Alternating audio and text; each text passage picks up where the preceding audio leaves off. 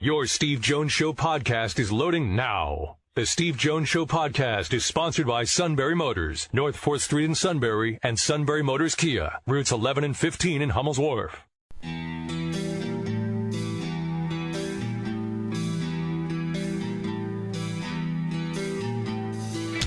Sports talk where your voice counts. This is the Steve Jones Show on News Radio 1070 WKOK. Now from the Sunbury Motors studio, here's Steve Jones. Sunbury Motors, 4th Street in Sunbury. Sunbury Motors Kia, routes 11 and 15 Hummel's Wharf, and online at sunburymotors.com. Ford, Kia, Hyundai, the best in new inventory. Great pre-owned inventory, all with that Sunbury Motors guarantee, which is so important. Sales staff that works with you, your trade-in's never been worth more. And the outstanding service department. Routine inspections, diagnostics, they take care of it all. It's one-stop vehicle shopping at the best in the business. Sunbury Motors, 4th Street in Sunbury. Sunbury Motors Kia, routes 11 and 15 Hummel's Wharf, and online at sunburymotors.com. Our play-by-play call of the day.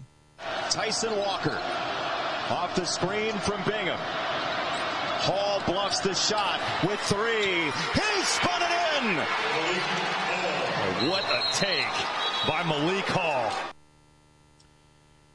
Jason Benetti and Robbie Hummel last night down at the Xfinity Center in College Park as Michigan State survived and beat Maryland 65-63.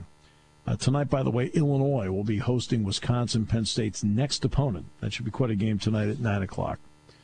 All right, Matt, before we get to Jon Crispin, I guess we have a mystery guest, right? Yes, we do. Hey, long-time listener, but frequent caller, not so frequent caller. Congratulations, Mr. Jones. 10 years. It's hard to believe that it was 10 years ago that this all started. Yeah, and you've been a big part of it, Dave. Appreciate you very much. And to be honest with you, I mean, of the two of us, you're really the survivor. All right, so... So I hear. I know I don't get on the show a lot, but a lot of times I'll be out someplace. Hey, Steve was talking about you on the phone, and I said, well, I hope it was good. All right, and usually it was. So have I ever said a negative word about the Chief? No, you never. I've never heard you say a negative word. I appreciate that. Because it's impossible. All right. And and so like when you're working with the suit and I say all those positive things, I mean, you can think of it as balance. Yeah. Yeah, well, we're headed to one of our favorite places tonight, Mill Hall, Pennsylvania. All right, Central Mountain. Yeah, Central Mountain, and then Saturday we get to go spend Saturday night in Jersey Shore. So that's there's places that you go that it seems you can't get there. Yeah, I know. So, well, Mill Hall, of course, that's Robbie Gold's hometown. Yes, exactly. Yep. He has put Mill Hall or Lock Haven and Central Mountain on the map big time. Yeah. Something besides the great wrestling teams that they have. And they do have great wrestling teams there. And sure then you got to go to Jersey Shore. So you got Jersey Shore on Saturday. Yeah, the Braves are on quite a roll right now. And I got to go to Madison. Madison, Wisconsin. I have driven past the university on my way to Montana many times, taking 90 out through that Minnesota, Wisconsin, South Dakota, and I've often wanted to stop there. And of course, one of my former students and probably one of the greatest wrestlers, Jeff Walters at Shikellamy, went there, and so did his brother, who was also a good wrestler. But I never did stop. One of these times, I'm going to have to. People ask me, where should I visit when I go on a Big Ten road trip? And I said, just for the town? I said, go to Madison. There's so much going on in the downtown area. It really is phenomenal. And to be honest with you, it's one of those, quote, bulletproof areas. I mean, you got state government and a university there. So, like, they've got a nice deal going there with the economy. Yep, sounds good. Hey, absolute pleasure, Dave. You're just one of the great items for me in being a part of this station was I got to know you better, and I appreciate our friendship very, very much. Hey, you, sir, are my hero. Hey, listen. When I tell my son-in-law and my daughter that I saw Steve Jones or I talked to him, they still can't believe that I actually get to do that. So I appreciate your friendship also, and it's been a pleasure on my part too. Hey, thanks, Dave. Right. Thank you so much. Thanks for taking the time to do this, because I know the other guy wouldn't. All right, so the Chief, Dave Ritchie, and I think it's great that his last name is Ritchie, because all of us who are around the Chief feel like he has enriched our lives. So that's great. And he and Kevin will have basketball tonight at Central Mountain. Looking forward to that as well. All right, let's stick with the basketball theme. I go from Dave Ritchie, whom I think the world of, to somebody else I think the world of, Jon Crispin. Johnny, always great. Yeah, man, look, I am so sorry for missing the show last week. I'm usually a better communicator, but I actually get very calm when handling flight cancellations and bag losses. The problem is I forget about everything else in the world. And so my wife also fell victim to this. She thought I was on a plane. She sees me in Minneapolis and says, are you okay? Weren't you supposed to fly out? And I was like, oh, yeah, sorry, babe. I'm stuck here for a little while. So you're in the same category as my wife, if that helps.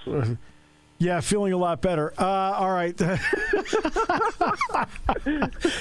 Today is whatever anniversary of what Penn State upsetting Illinois, you said earlier, and Titus Ivory had 27 points. So I went through a litany of what I thought of Titus Ivory. You played side by side, shared a locker room with Titus Ivory for a couple of years. Tell everybody what kind of guy we're talking about as a player and a person. Well, let me start with this. He's a Penn State guy. My brother Joe and I talk about this all the time. Like, people think you have to get the greatest talent to win at this level. And I always say, well, define great talent, because I think Titus was pretty good. I think Jared Stevens was pretty good. And quite frankly, I think my brother was pretty darn good. But the thing was, they all checked the box of being a Penn State guy. And then you say, all right, how do you define being a Penn State guy? And you say, you only know if you know. And I think that's the greatest compliment I can give Titus Ivory, because he represented a community that we love, a community that felt like a family, a community that still feels like a family. And Titus was one of the best teammates I've ever had. Yeah. You know, he knew how to push us. He fouled the heck out of me in practice my freshman year. Yes, he did. And he said he was teaching me how to play in the Big Ten, and all he taught me how to do was push back harder. You know, but he was one of those guys. He was genuine. He was sincere. He was inspiring with all the little things he did, and he was motivating with the things that he did on the surface.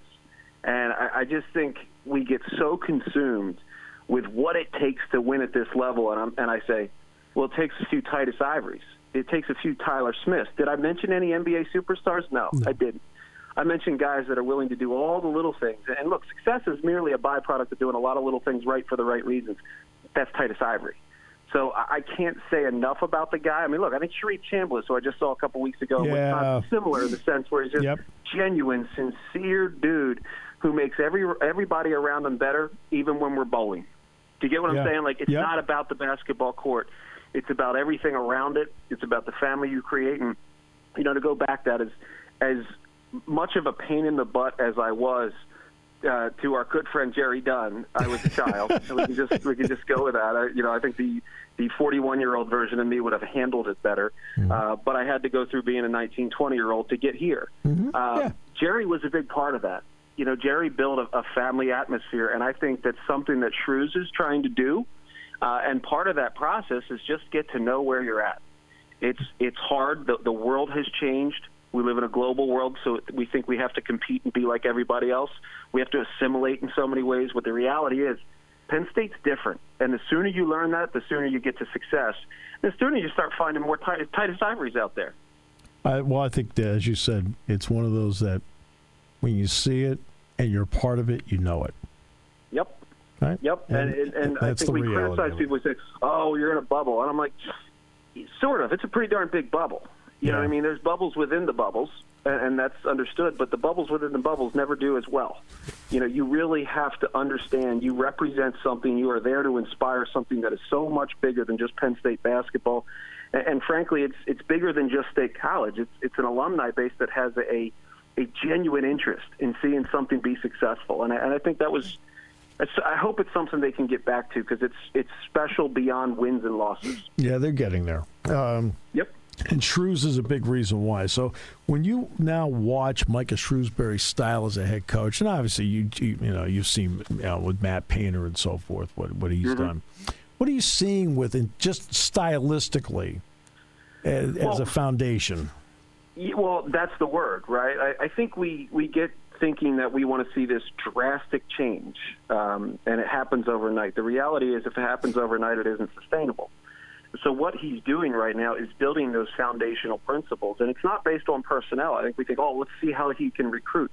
I don't care how you can recruit. I don't care what numbers a kid has next to his name. If he's the right guy, then it's going to work. If you find good fit guys, it's going to work, so long as your foundational principles are what you adhere to. So what he's doing really right now is instilling foundational principles that allow you to be successful but also sustainable. And the sustainability part is probably the most important piece, because that's what recruits itself. When you have a sustainable level of success and you can show a pathway to success in the Big Ten based on simple principles that are tried and true, man. It's not anything. The game is different, but there are a lot of things that still have to be adhered to. He's working on those things. So I think the patience that you have to show is focus on that process, right? I don't want to say trust the process, because I think everything is a narrative and it's all rhetoric these days. But the reality is you have to step back and say, all right, what are we building? And you can see it. You can see it's not building with personnel. The personnel comes after these foundational principles are instilled, and I think that's what gives me the most hope for the program right now. But the secondary part of that is Micah Shrewsberry loves where he's at. Yeah. Every time I see him, I ask him about his family, because to me, that's the most important piece of being successful at Penn State. If your family gets connected with the local community and you feel a part of that community, you feel included in youth sports and all these things, you realize you're just another person, but you're someone that they want to root for. Yeah, and I think that's what he's really doing, and those are foundational things that allow you to be successful and sustainable. And then again, the recruiting piece, we talk so much, Steve, about how hard it is to recruit. And my answer is, well, yeah, it's hard to recruit the top 50 kids in the country. It's also expensive. Yeah. But you don't need them. That's not what college basketball is all about. That's not what Penn State's all about. If you get them, great. But that's not what's going to make you win, and that's not what makes you a continued winner. So I think they're building the right way. I have all the hope in the world for what Shrews is doing. Yeah, no, same here. So it's interesting, in college football, you feel like there's more influence of how college football is influencing how they play in the NFL. That's in part because of the quarterbacks. Yep. But in college basketball, it's the way the NBA is playing that I think is influencing college, which is a heavy emphasis on three layups, free throws. Now, Shrews, there's a lot of things in there, but believe me, you have an open two, you take an open two. That's part of it. What are you seeing that across the country, and what in terms of the games you're seeing up close? And if so, what do you think of it? I think I see it on the surface, but I don't see it at the core. And somewhere in between is a disconnect. And the disconnect, ultimately, to me, because I'm probably more of a philosopher than I am an analyst. I mean, I love Lenardi's book on bracketology, but right now I'm into Kant's groundwork for the metaphysics of morals, because it tells me more about people. Right. And I think we're at a point where you need to understand people and motivations. The reason why it looks like the NBA on the surface is because that's where everybody wants to go. Right. And in so many ways, coaches have to show that they can create a pathway to the NBA by being a part of your program. But the reality is the game's different, right? Skill is different. Feel is different. You have to, as a coach today, you have to create an environment in practice and in games that facilitate the development of feel. It's not there. Kids play AAU, and it is haphazard at best. I mean, no offense to Memphis, but it looks like Memphis. Right. Where it is just a bunch of guys, you roll the balls out, and you go play. That doesn't work. You have to show that you're willing to play that style, that three and dunk and get to the foul line, get downhill style. Yep. I always say it used to be inside out, now it's outside in. Right. You get outside in to get inside out, right? It's the drive and kick style. The difference between the NBA ultimately is the rules. The rules are different. Right. The paint's wide open because it has to be, Yep. by rule. I think we're closer to the European game, and I think the teams that figure that out and look at the European action, the way Europeans use ball screens, because the rotations defensively are different. There's someone in the paint. So you have to study the rotations of European professionals, guys that do have feel. They have feel because they don't have the same skill and they don't have the same athleticism as the guys in the NBA and, quite frankly, some of the guys in college basketball. So they have a much better feel and understanding for how to play the game and less wins because they know how to play. So I think there are teams out there that have realized that the game is more, European and international than it is NBA. Yet on the surface, we like to say it's NBA because that's what the kids want. Right. So I think that the best guys out there, no one likes the term manipulate, but I think the best coaches out there manipulate a lot. I think they manipulate the game, and maybe it's more on the side of influence. They manipulate players to play a certain way based on their motivations, right? The John Wooden pyramid was 2D. Right. The pyramid I see today is 3D. It's got 4 sides. Everybody has different motivations, but the goal is to get everybody working towards the top. Doesn't matter how you get there. Doesn't matter what motivates you to do the things that you do. You have to speak to their individual motivations. The hope is that common goal keeps us on path and gives us the chemistry we need. I think the game has gotten challenging, man. It's hard. I think you see the personalities. It's tough. The influences outside of the court. It's tough. But you have to show that NBA game on the surface when in reality there's still a control aspect of college basketball, partially because if I'm really being real and psychological with this, the coaches are the highest paid guys out there. I think where you'll see the change is some of these big NIL schools where the players are making more money than the coaches. That's where you're really going to start to see maybe the training wheels get kicked off a little bit more and the freedom goes to the player. Yeah. Which is interesting. In watching the Big Ten this year, a guy like Jaden Ivey sticks out to me, and the Branham kid from Ohio State sticks out to me. Why? Yep. Because of their athleticism. I know the Big Ten is called in a certain way, and the big man exists in the Big Ten, but I think when they get to the national tournament, it's the maybe good athletes versus better athletes, and I think that's where they may run into a wall. Yeah, but doesn't it feel like football? Yeah. I mean, where you start to say, SEC athletes, the game is just faster. I think that's what's been holding the Big Ten back. We talk about it every year. And look, you know my brother.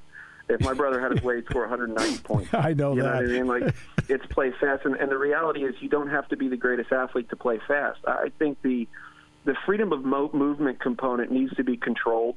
The physicality needs to be consistent with what you'll see in postseason play. I think the advantage Purdue has right now is the fact that they're playing to score. Yeah. The vulnerability is that they're not the defensive team that they used to be. Now, that's something that they can correct, but the fact that they're able to get up and down the floor and score with anyone, I think it gives them an advantage in the NCAA tournament, whereas most teams typically, you have to compete in the Big Ten, which means you have to adapt to the conference. Brad Underwood did it. Yeah. They were trying to play fast up and down the floor, and then they're like, we can't do that without a big. Let's get Kofi Cockburn in here. We got Kofi Cockburn, and now you adjust to your personnel because your personnel gives you the best chance to win in the Big Ten. Okay. I think you've got to balance the two. I think Purdue is right now on another level where they're able to score with anybody in the country, and they need to clean up their defense, which is clearly something they can do. Right. Well, this is what they also need to do. They also have to have the killer instinct in close, because what's happened to them in the last 6-7 minutes of games, Penn State took the lead with them with 3 minutes to go here. But that's not atypical of what's happened with Purdue. They'll be going along, and then boom, somebody catches them. And Ohio State tied them yesterday after being down 18. So the question is why, right? Yeah. The coach would say, all right, well, why? What is it? Well, if I knew you got that, 2 bigs that you play through. You play through 2 bigs. Right. So end-of-game situation, who's your guy? It needs to be Jaden Ivey, and they haven't really established that yet because he's just a piece. He's one of the greatest pieces in the country. I think he's one of the top 10, top 15 players out there, but that's not who they are. So they're going to have to adapt to that and find that guy down the stretch where you can run sets, you can run action that gets Jaden Ivey free, and he becomes your guy. Because, again, we had the luxury of Joe Crispin, right? Mm-hmm. We had the luxury of Joe Crispin. We knew who was going to have the ball in late-game situations. He might not shoot it, although 9 times out of 10 he is, let's be honest. He may not shoot it, but we knew who had the ball. Right. And they haven't figured that out yet because it can't be your bigs who you've been playing through the whole game. And yesterday, who hit the 3 to win it? Jaden Ivey. Case closed. There you go. And so is this interview. It's always great to talk with you, my friend. Appreciate you very much. My pleasure, man. Hey, anytime, unless flights get canceled and I just lose sight of human beings. So my apologies again. Don't even think twice about it. It's me, for goodness sakes. You know that. You know that. It's me. Don't worry about it. Oh, man. No, you deserve better. You've made a lot of my bad performances sound good. Hey, 73-69, you had 26. I'll never forget that. All right. I'll take it. In Rupp. Thanks, buddy. That's right. Appreciate it. Thank you. Take care, Steve. Jon Crispin. By the way, former Penn State GA Joe Brady, back in the NFL. He's going to be the quarterback coach for the Buffalo Bills.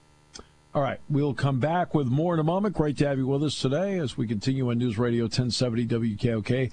Brought to you by Sunbury Motors. Taking your calls at 800-795-9565. This is the Steve Jones Show on News Radio 1070 WKOK. Now, from the Sunbury Motors studio, here's Steve Jones. Sunbury Motors, 4th Street in Sunbury. Sunbury Motors Kia, routes 11 and 15, Hummel's Wharf. Online at sunburymotors.com. Ford, Kia, Hyundai. Can't ask for better new inventory than that. Best in pre-owned inventory with the Sunbury Motors guarantee. Your trade-in's never been worth more. They'll do everything they can to get you the best deal. And a fabulous service department, from inspections to the routine to diagnostics. They do it all. It's one-stop vehicle shopping with the best in the business. Sunbury Motors, 4th Street in Sunbury. Sunbury Motors Kia, routes 11 and 15, Hummel's Wharf. Online at sunburymotors.com. Matt is thrilled with the Washington Commanders.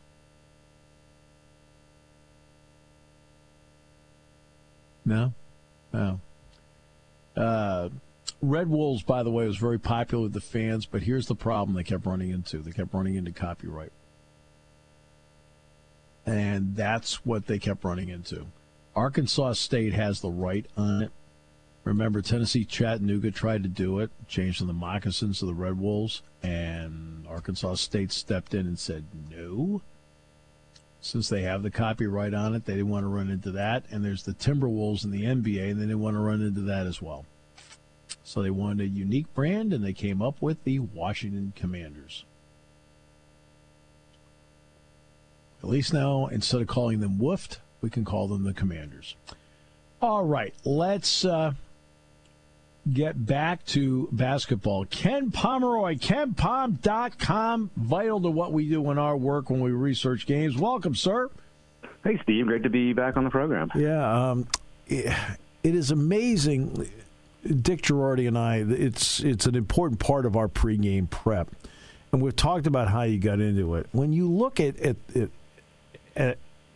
numbers, what numbers are important to you that you look at that helps shape your idea about a team numerically? Well, you got to take that on a case-by-case basis to some extent. Yeah, agreed. Yeah, and I think the way I approach it is kind of look at the big picture first and then drill down into the details. So, obviously the main page contains the rankings, and those are based on the offensive and defensive efficiencies for each team. And so those two things are really important. But they don't really tell you how a team gets to be good offensively or poor offensively. So there, you just drill down into what we call the four factors.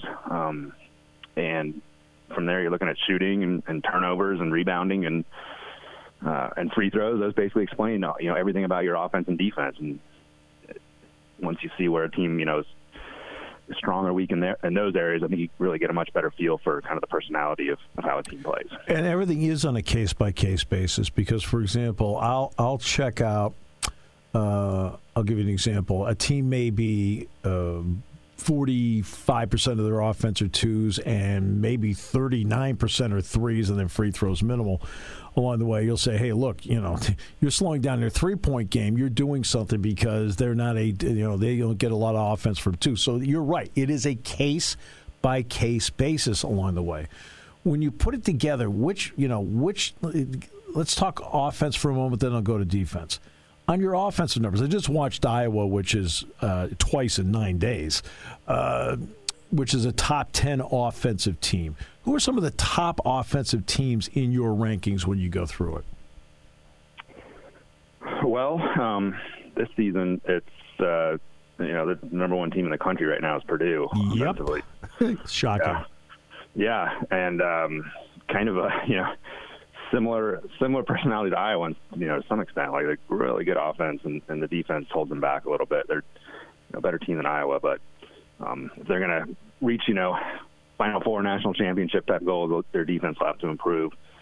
So it's them. It's Gonzaga's number 2, Kentucky's 3rd, Kansas is 4th, Baylor's 5th. I mean, those are your top 5 offenses in the country right now. So I think what's interesting is that you kind of look historically, and there's a little bit of a trend towards, we say defense wins championships, but really both offense and defense win championships. I'm glad you brought this up because that's a great point, and it's something I've talked about, and Dick and I have talked about. In football, what has Alabama done? Alabama has been going with big-time offense in recent years. I'd say the last couple of championships that Nick Saban's had may have been his, quote, weakest defensive teams. I'm seeing the same thing in college basketball. Is that what you're seeing over and over again? That, hey, you put up some points. Like we say all the time, the good teams aren't in close games. Right, for sure. And, the bottom line is, like, great offense tends to beat great defense. Guys are making shots, how often do you see it? Guys are making contested shots, the defense is doing everything it can, and the ball still goes in. And, I mean, it's not to say the defense doesn't have any influence on that. These are subtle trends, but especially as you get later into the season, shooters get better, and you just can't win, with a dominating defense alone. And really, this year, it seems like that trend is even more obvious. So many of these top teams have great offenses and maybe, good defenses, but they're really being driven by their offense. So it's kind of an interesting trend I'll be following here the last few weeks of the season and then into the tournament. Yeah. So let's now flip it. Who are the top 5 defensive teams in your ratings right now when you put together all the numbers? Yeah. So top team right now is LSU, who's Penn State. A bit of a skid. Penn State played. Yeah, they played in the tournament. Yeah. And it's VCU, San Diego State, Texas Tech, and Boise State. Okay, so Penn State was supposed to play VCU, and then that game got canceled because of COVID. But it's striking. Those top 5 teams. I mean, they're good teams, but it's not quite a who's who of the top of college basketball like the top offensive teams are right now. All right, so let's take another one. Pace. Penn State is a team that is, I want to say, I don't know, they could be, 347, 352, somewhere in that range in pace right now. We know Virginia's always going to be down there. Penn State's got Wisconsin coming up on Saturday, Ken, so there are going to be a lot of possessions right along the way. Does pace, when you look at your top 5 teams in pace, are those the ones that are scoring the points, or is there a correlation between them? Yeah, so I mean, if you're looking at like the final score, you're going to see those teams. They do, have higher final scores. That doesn't necessarily mean their offense is better on a per possession basis. Right. Yeah, it's there's not a good correlation there. What is interesting this year, though, is that 2 of the top 3 teams in pace are Arizona and Gonzaga. Yeah. And Gonzaga, for years under Mark Few was not exceptional in terms of their tempo. They're pretty average. But last 3 or 4 years, they've accelerated. And then, of course, their top assistant, Tommy Lloyd, took the Arizona job this year, and he has brought that system to Arizona. So you have 2 very effective offenses that are very fast-paced, which is kind of unusual. And I do want to point out on Wisconsin, though, the pace this year ranks 199, Steve. So yeah, they're a little bit better because the reason is because Johnny Davis plays with more pace, right? And Tyler Wall plays with a little more pace. And I think that does make it different. You're right. Because I thought that was one of the big changes Bo made when Bo was the coach. They'd be grinding it down 57 possessions a game. You notice when they got to the Final Four what they did? Because he had NBA players. He had Kaminsky, he had Decker. Suddenly, out of nowhere, they started scoring over 80 points. So Bo back before he left started thinking that way. For sure. And, I mean, the national runner-up team just had a phenomenal offense as it was. So even playing at a uninspiring pace, if you're scoring a point and a quarter per possession, that's really good in college basketball, and you're still gonna look pretty solid on the scoreboard. Let me ask you about this, because there are possessions per game, but you have it down as adjusted tempo. So what does that mean? So if somebody subscribes to that adjusted tempo in terms of possessions, there's possessions, but there's adjusted tempo. What does yours mean? Yeah, the adjusted tempo basically takes into account who you play, so it tries to kind of figure out what pace do you want to play at. Yeah. So if you're, especially if you're playing in a conference with a bunch of slow teams or a bunch of fast teams, whatever. But if you're playing a conference with a bunch of slow teams and you want to play fast, like the other team obviously has the ball half the time, so they can drag down your pace more than maybe you prefer. So the adjustments try to account for that. Now, this is serious, but Dick Girardi and I always find it comical. When your score predictions, based on everything you put in, are just so ridiculously close all the time. Our running joke has been privately, not on the air. We haven't done that on the air. Is that we feel like a certain entity in the desert is reading your material. Did you ever get that feeling? Yeah, I've heard things to that effect. I think certainly like 10 to 15 years ago, there was more truth to that. There weren't a lot of other options around to get predictions, and so I think once people realized I had a pretty decent system, like there was some influence on what the folks in Vegas were doing, and I don't know how it works now. I assume that there's just so much money in this that they have a little bit more sophisticated system than I do. But why did you start doing score predictions on this? Dick and I find it fascinating. So we'll always check, like, what does Ken say? 77-74. What's the final? 77-73. Oh, wait, blew that one. But why did you decide to start doing that? Well, it was just kind of all part of the mission of the site, really, for me. There's 350-plus teams in college basketball, and I like predicting the future. And so I just wanted a nice reference just to know, hey, this team's playing this well right now. Here's what their future schedule is. If we make some predictions about future games, how will they look at the end of the season? So I just like predicting things, and I think it's just useful information if you're trying to get a gauge on a team that you don't know a whole lot about. When the NCAA tournament committee puts out its 68, how do you sit there and watch that? Because you know what your numbers say, and do you sit back and go, okay, I don't understand why they're a 7th seed because my numbers say they should be a 4?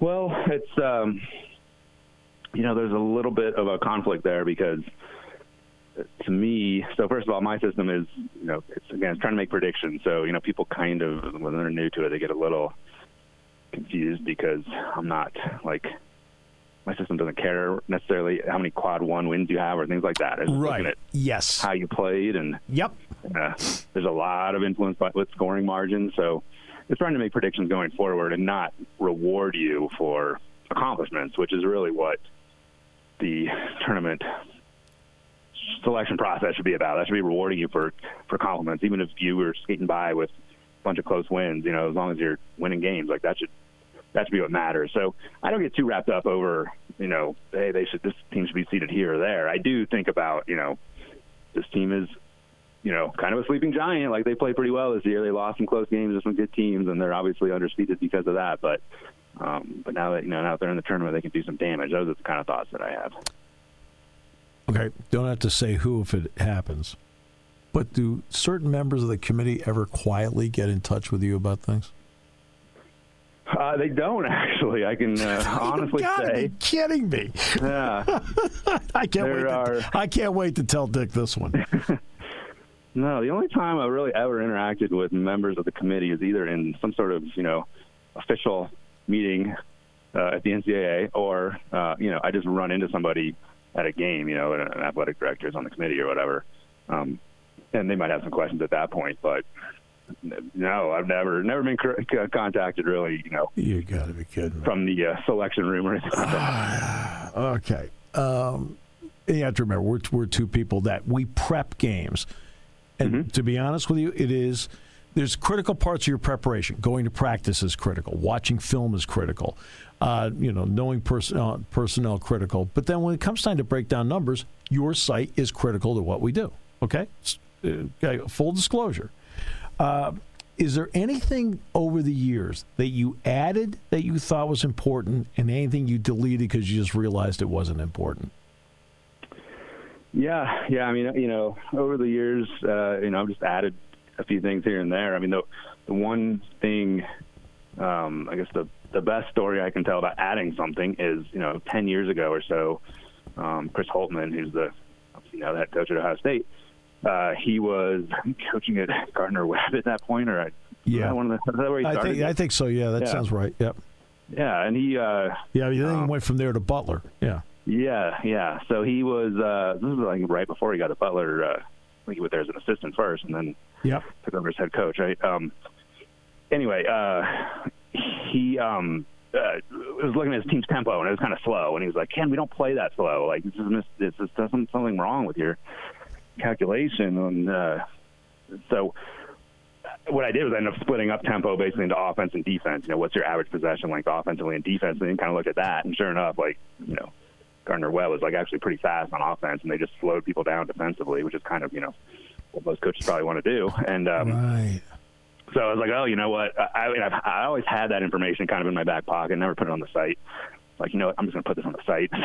Yeah. So people like Chris Holtman can see this and don't have to complain about it. And anyway, that got added to the site like 10 years ago. And to me, that's really useful just to kind of see, another dimension of a team style, not just one number for their pace, but like Penn State's a great example where they use a lot of shot clock on offense, but actually defensively, they don't slow it down. Like teams, play kind of an average pace against the defense. So you can kind of see that breakdown, and sometimes it's pretty interesting. Right, it is, and I'll give everybody an example because you can historically go back on Ken's site and can see what a team has done. So Micah Shrewsberry was an assistant coach with Brad Stevens at Butler when they went to the Final Four.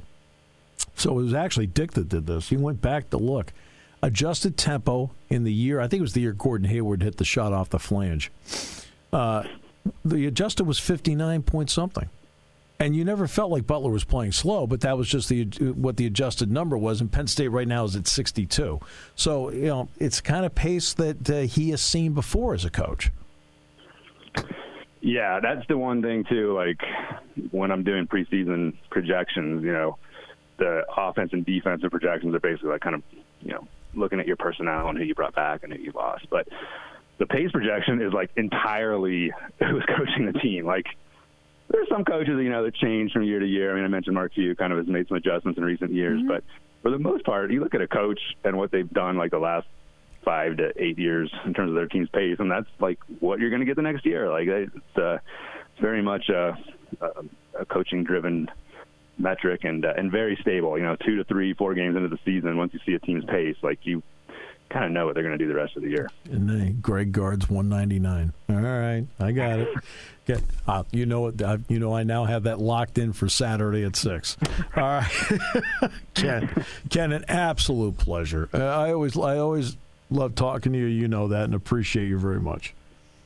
Well, thanks for having me on, Steve. I always enjoy our chats and enjoy the rest of the season. It should be a fun finish. Look forward to talking to you again soon. Thanks, Ken. All right, thank you. Ken Pomeroy, KenPom.com. We'll wrap it up in a moment. Brought to you by Sunbury Motors on News Radio 1070 WKOK.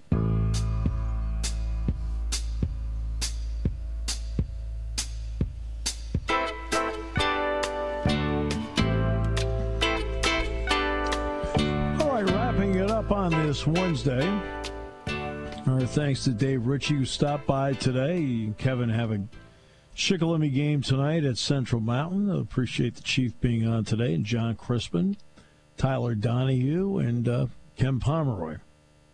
So we have more coming up on the show this week. And, we talked a little bit about the Brian Flores lawsuit. And you just don't want to be somebody they just bring in because you feel like they're just forced to bring you in to interview you or waste your time and their time, and everybody's just doing it to complete an exercise. I was stunned he was fired by the Dolphins from 30,000 feet. I don't know the Dolphins organization at all. But I couldn't believe he got fired. He'd done everything you can ask for. He wanted to get into coaching, so he got into scouting with the Patriots. He then asked Bill Belichick to see if he could be a part of the staff and coach. He got special teams, defensive coordinator, winning organization, gets the Dolphins job, and does way better than anybody thought he would. But there's also an allegation in here that he makes about being offered money to not win games. And Hugh Jackson, who was with the Cleveland Browns, where he won a total of 3 games, says it's not unfamiliar territory to him. Everyone knows how I feel about tanking. If you're going to play, you play to win.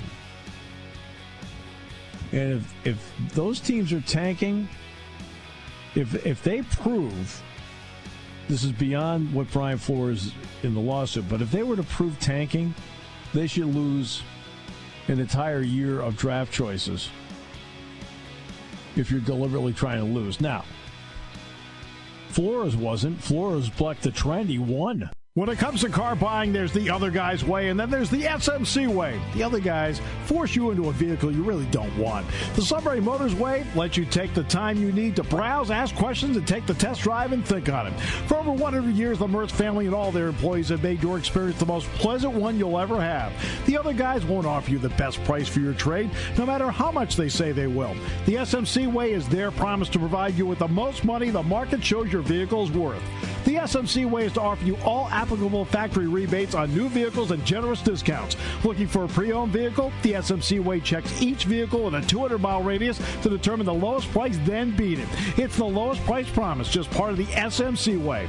The choice is up to you. The other guy's way or the SMC way. The SMC way wins every time. Sunbury Motors Company in the North 4th Street Auto Plaza, Sunbury, and at sunburymotors.com. Selling more cars and satisfying more customers for over 100 years.